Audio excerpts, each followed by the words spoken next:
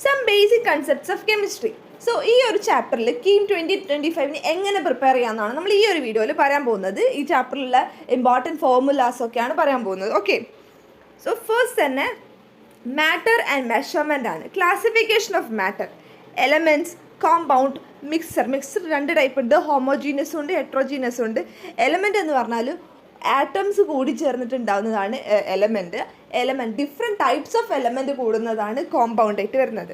പിന്നെ SI units ആണ് mass kilogram, വോളിയത്തിന് L, ടെമ്പറേച്ചർ K, മോൾ. പിന്നെ സിഗ്നിഫിക്കൻറ്റ് ഫിഗേഴ്സ് ആൻഡ് പ്രെസിഷൻസ്, അത് നമ്മൾ യൂണിറ്റ്സ് ആൻഡ് മെഷർമെൻറ്റ് എന്ന് പറഞ്ഞ ചാപ്റ്ററിൽ ഇതിനെപ്പറ്റി കുറച്ചുകൂടി ഡീറ്റെയിൽ ആയിട്ടുണ്ട്. അത് നോക്കിയാൽ തന്നെ നമുക്ക് ബേസ് കുറച്ചുകൂടി മനസ്സിലാവും. അപ്പോൾ ഇത് മനസ്സിലാകാതെ യൂണിറ്റ്സ് ആൻഡ് മെഷർമെൻറ്റ് പോയിട്ട് ചെക്ക് ചെയ്യാം. പിന്നെ ഇതിൽ ഏറ്റവും ഇമ്പോർട്ടൻ്റ് ആയിട്ടുള്ള കാര്യങ്ങളാണ് laws of chemical combination.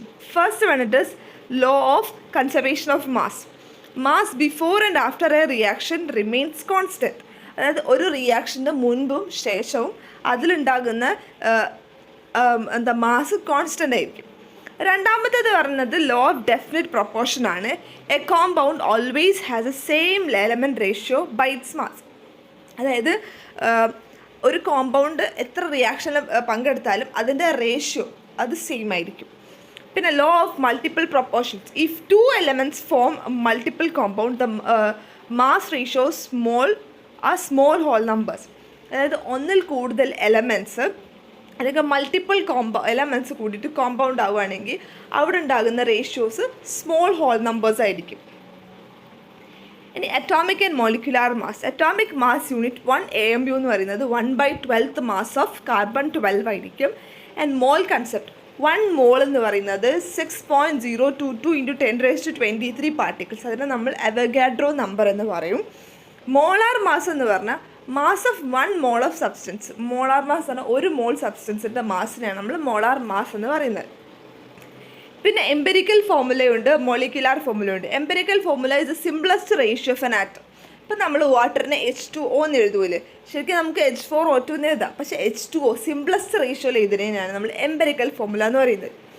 Molecular formula എന്ന് പറഞ്ഞാൽ ആക്ച്വൽ നമ്പർ ഓഫ് ആറ്റംസ്. ഇപ്പോൾ N × എംപിരിക്കൽ ഫോർമുല ആയിരിക്കും അതിൻ്റെ മോളിക്കുലാർ ഫോർമുല. അപ്പോൾ നമുക്ക് N കിട്ടണമെങ്കിൽ molecular formula by empirical formula mass ചെയ്താൽ മതി. പിന്നെ സ്റ്റോഷിയോമെട്രി ആണ്. ഒരു ഇക്വേഷനെ ബാലൻസ് ചെയ്യേണ്ടത് ഈ ചാപ്റ്ററിൽ പഠിക്കാനുണ്ട്. Balanced equations, coefficient, mole ratios ഒക്കെ വെച്ചിട്ട്. പിന്നെ limiting reagent that get consumed ഫസ്റ്റിനെയാണ് നമ്മൾ ലിമിറ്റിംഗ് റിയേജൻറ്റ് എന്ന് പറയുന്നത്. പെർസെൻറ്റ് ഈൽഡ് എന്ന് പറഞ്ഞാൽ actual yield by theoretical yield × 100 ആയിരിക്കും.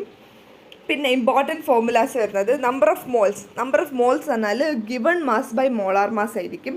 മൊളാരിറ്റി പറഞ്ഞാൽ moles of solute by volume of solution in litre ആയിരിക്കും. മൊളാലിറ്റി എന്ന് പറഞ്ഞാൽ moles of solute by mass of solvent in kilogram ആയിരിക്കും. Percent of element equal to total mass of element by molar mass of compound × 100 ആയിരിക്കും. പിന്നെ empirical formula അല്ലെങ്കിൽ mass percent equal to moles equal to simplest ratio ആയിരിക്കും. So ഈ important formulas പഠിച്ചിരിക്കണം. ഇത് important ആണ്. എല്ലാ മൊഡ്യൂൾസിലും എല്ലാ ചാപ്റ്ററിലും യൂസ് ചെയ്യാൻ പറ്റുന്നൊരു ഇക്വേഷൻസ് ആണ്. പിന്നെ master mole concept, practice problems on moles, molarity, percent composition. So ഇങ്ങനത്തെ പ്രോബ്ലംസ് സോൾവ് ചെയ്യാൻ നോക്കുക. പിന്നെ empirical formula, learn step by step ആയിട്ട് പഠിക്കണം. Stoichiometry, balance equation and identify limiting reagent. പിന്നെ solve 5 year previous year KEAM question പേപ്പറും. പിന്നെ units and significant ഫിഗേഴ്സിൻ്റെ നോക്കണം. പിന്നെ ഇതിലിപ്പോൾ ഞാൻ പ്രീവിയസ് ഇയർ ക്വസ്റ്റ്യൻസ് ആഡ് ചെയ്തിട്ടില്ല. കാരണം എന്താണെന്ന് വെച്ചാൽ ഈ ചാപ്റ്ററിൻ്റെ ക്വസ്റ്റ്യൻസ് അറിയുന്നത് ബാക്കി ചാപ്റ്ററായിട്ട് മിക്സ്ഡ് അപ്പ് ആയിരിക്കും. അതുകൊണ്ട് ഇതിൽ ആഡ് ചെയ്തിട്ടില്ല. പക്ഷേ നിങ്ങൾ ഇതിൽ molarity, number of moles, empirical formula, percent കമ്പോസിഷന്, പിന്നെ ലിമിറ്റിംഗ് റിയേജൻറ്റ് കണ്ടുപിടിക്കാനുള്ളത് പ്രോബ്ലംസ് ഒക്കെ നോക്കി പഠിക്കണം. സോ ഇതിലുള്ള ഇമ്പോർട്ടൻറ്റ് ഇക്വേഷൻസ് ആണ് ഇത് വൃത്തിക്ക് പഠിച്ചിരിക്കണം. ഏത് ഒരു ക്വസ്റ്റ്യൻ വന്നാലും നമ്പർ ഓഫ് മോൾസ് ചോദിച്ചാൽ പെട്ടെന്ന് വരാൻ കിട്ടണം. മൊളാലിറ്റി പെട്ടെന്ന് വരാൻ കിട്ടണം. ഓക്കെ, സോ നന്നായിട്ട് വർക്ക് ചെയ്യുക. എന്തെങ്കിലും ഡൗട്ട് ഉണ്ടെങ്കിൽ കമൻറ്റ് ചെയ്യുക. Thank you.